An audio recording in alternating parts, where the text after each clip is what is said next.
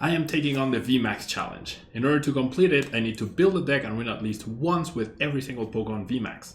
In order for the win to count, I need to have taken at least one prize card with the featured Pokemon VMAX or deck my opponent out. Will I be able to do this, or will I rage quit?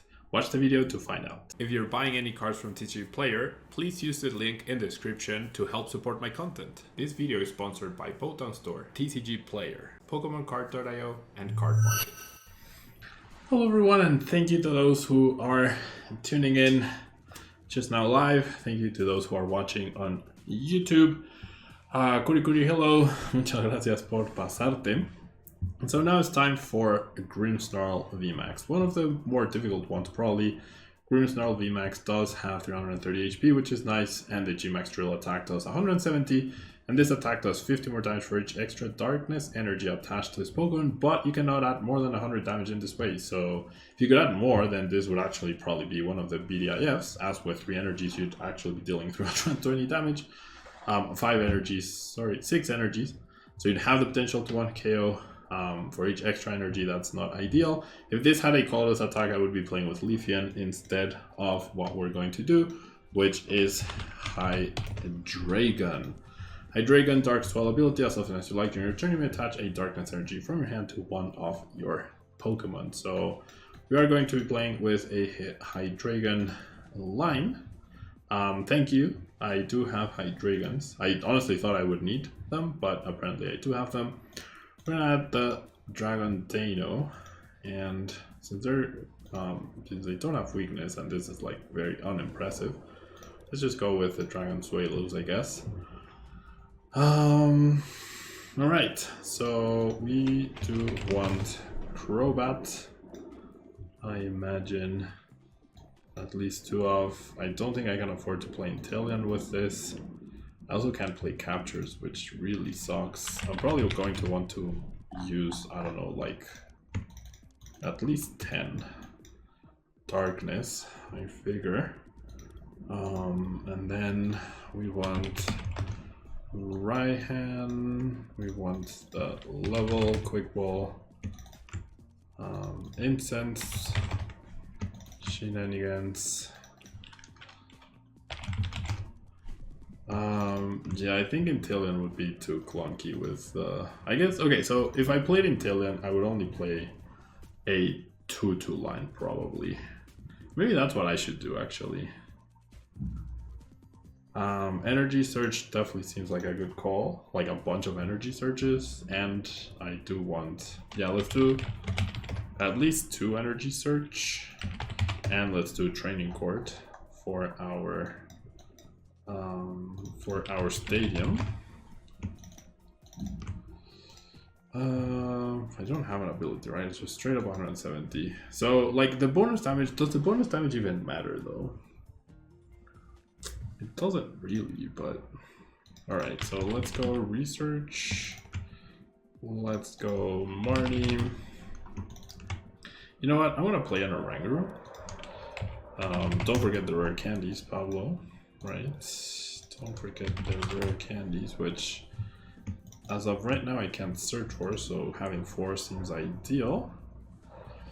Boss. Don't forget Boss, like you've done before. I also don't have Switch, so that's not great. Yes, I know. Oh, this seems rough around the edges, though. Maybe 1 right hand. Oh, you would like, I think, to switch to Herballoon. I think it could be important to move around. This has 3 retreat. This has 2 retreat. Stormy Mountains. That could actually be good. That could actually be very good. Yeah, that's right. But I feel like I need the... Well, do I need the Training Court? Maybe I can play a split. I'll try a split, sure, because Stormy Mountains does seem good. No searches for Dano. Well, no, I have level balls for Dano, actually. Actually, I don't need 4 level balls. I can do like this, and that opens up space. Yeah, I could... I have level balls for Dano. I can't even search for Swallow, so actually, never mind. I don't want level balls. So maybe I can do 3 training cord to Stormy Mountains? No, I'm not really, like, the goal, I mean, it is a goal to get the Dano quickly. I think I do want 4 stadiums though. Maybe a 3rd Crobat? Because I can attack with Crobat. Maybe just an extra energy? Energy retrieval, I mean, that's why I have 4 training cord, right? I do think it could be good, but I feel like 10 with 4 training cord should on paper be enough. Because if we think about it, the difference between 170 and 270, which is the maximum you can do, you're still 2-hit KOing things, right? So it doesn't really make that much of a difference, does it? Like, what's the difference? What do these attacks do? So it doesn't make that much of a difference overall, I feel. I'm gonna start with this. We'll probably end up making changes. It's weird not having Inteleon. People have pointed out a lot that whenever we're not playing Inteleon, then things just get awkward. So maybe, okay, we're gonna play 2 games of this, and if it doesn't work, I'm just gonna play with Inteleon and bring the Hydreigon to a 2-2 line. Because the goal is not to set up every game. So that's a different approach I can use, right? Like, if I was trying to bring this to a regional tournament, I would be trying to find the most consistent build so I could consistently get Hydreigon and Grimmsnarl set up. But for this challenge, I only need to do it once to beat my opponent, so... That's great, Sharded. Sí, exacto, Kurikuri, exacto. I only ever need, like, the bonus energy might only matter when I need to use like 4 to KO a V, right? So that's the only time where it could matter. Okay, so I have my Oranguru to protect myself against Marnie. We're up against Mew, so you never know. Set up 1 Grimmsnarl and we could be in business against Mew. Knowing we're up against Mew does mean I feel like I only have 2 boss's orders. You know what? I want to touch here. I only have 2 boss's orders, so I'm gonna conserve the boss. Eventually, I guess, if I decide to research next turn, just purely based off the fact that most Mews don't play. Marnie. However, we do see a lightning deck box. That means there's a lightning Pokemon in my opponent's deck. Yeah, that does mean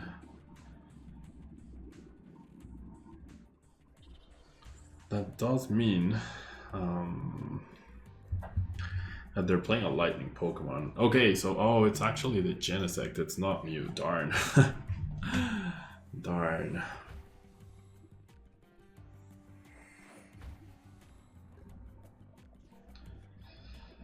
Okay.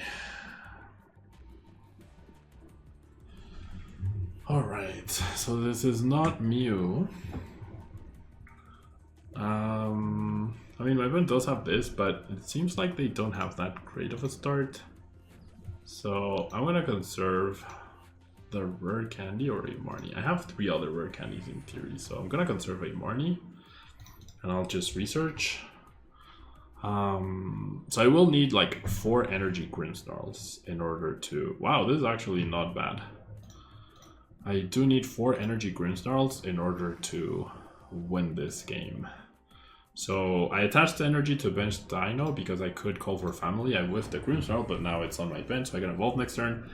And I might even be able to attack and start taking knockouts. I haven't used Turbo Patch because you can only attach to Vs, and this is a VMAX challenge, so I think it's going to be really difficult to make Turbo Patch work. Like, it definitely has crossed my mind, but you want the guaranteed excess energy. If they have 1 colorless, Leafeon will always be better and a more reliable way. And I feel like you have Rose and Melanie, so Turbo Patch flipping is just, it doesn't feel great. I could try Turbo Patch here, but I don't think it's that great. No, come on. Dude. Darn it. First game win with Grim would actually be insane. Grimmsnarl V is actually better than Grimmsnarl VMAX. That is true. However, I do need to fulfill the win condition per the rules, right? So that is why we will stick with the VMAX right here. Okay, so I mean I have one rare candy left. Come on. Okay, so I'm not gonna be setting up my Hydreigon this turn for sure. There's no way I draw my last rare candy since I did price down. Wow, I actually drew it. Oh, what? I can actually maybe attack this turn. That is crazy. Oh my gosh. This is not normal. Like, this is the game compensating for the times where I got wrecked. This is the game compensating for Cop Raja VMAX. Okay, I need 2 energies off of this Crobat. That doesn't seem unrealistic. Yes, let's go. What? That's one of the best researches I've gotten in a long time. Wow. Dude, I love this. Blessed Oranguru. I mean, Oranguru, it didn't help right now, but... Okay, you know what? In case they do Marnie, because they are playing a different deck, I want to keep the boss, so I target down whatever has energy next turn. What? Alright, win condition fulfilled. If I manage to win this game, that's insane.